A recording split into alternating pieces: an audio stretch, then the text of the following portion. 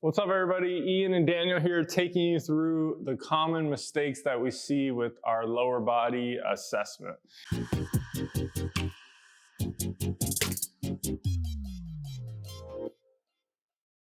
So first and foremost, being able to put your foot on a wall is a game changer. We really want your assessment to be as close to where you are now so that it sets the tone, you have the best exercise selection, but you also are able to monitor your progress without thinking, hey, I was way farther before, but you really weren't.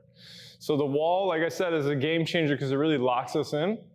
So the first mistake that we'll see is, let's turn this right foot out. A lot of people will do it like that, but what you don't realize is when that right foot is turned out, his pelvis has to follow. So now when we've started to work on looking at what the left hip can do, we're starting it off in this position of the right side flared open basically, and it's not accurate.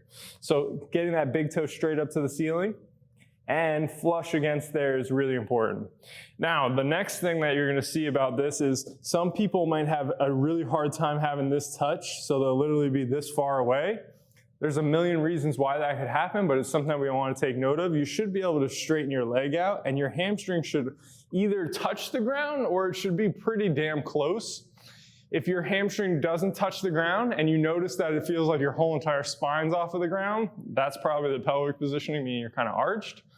But the other thing to consider is if everybody's a little bit different, so if you are a little bit off of the ground, not a huge deal, but if when you start lifting your leg or turning your hip, you all of a sudden have a huge gap from the ground, then we're obviously not moving through that hip, and that would kind of mess with the assessment. So in terms of your setup, big toe straight up, legs pretty damn close to the ground, relaxed inhale, relaxed exhale, and then we can start. So the first one that we are gonna kind of talk about is, let's do the right leg stay straight and lifts up nice and slow.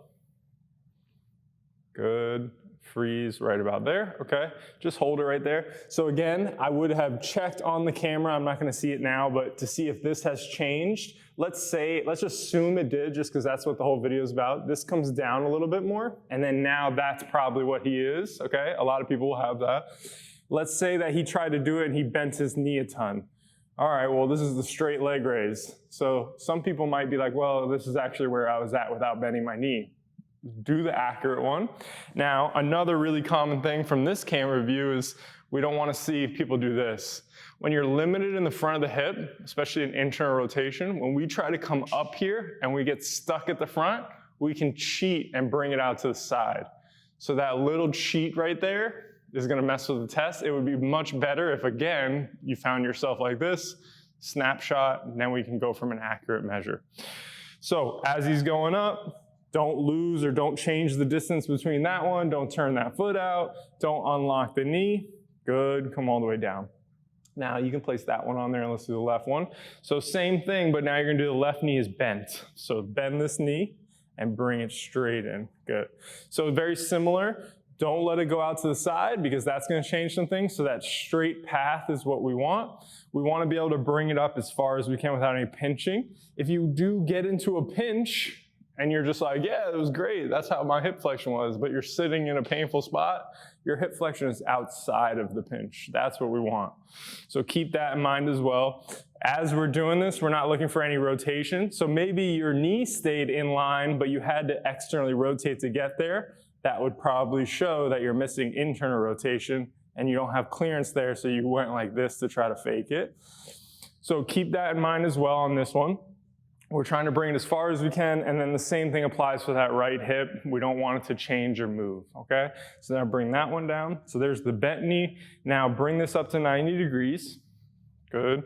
And now here's our internal and external rotation. So there's a stake going through there. So very common to see is when he tries to externally rotate, a lot of people do this. They just drop out to the side.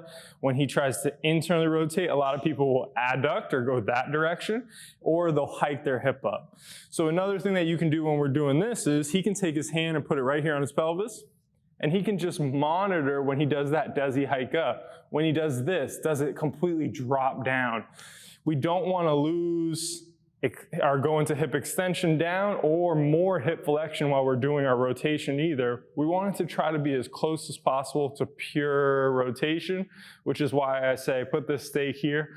Because what happens is a lot of people will go, oh my God, I have 15 degrees of hip rotation, it's so limited. But what you really have is like 0. And then now you're even more disappointed because it didn't get better when it actually went from 0 to 15, which is huge. So think that that rotation staying in line so that it's straight in line with the hip and straight in line this way is what we want when we're doing that. So those are going to be the common mistakes that we see with our hip assessments when we're using this face up side. Make sure that your feet are nice and straight and locked in. Look for the distance to change between the hands. And then know that we're looking at you staying in a certain position or a certain line and not faking it out in any other way. If you have any questions about that one, please let me know.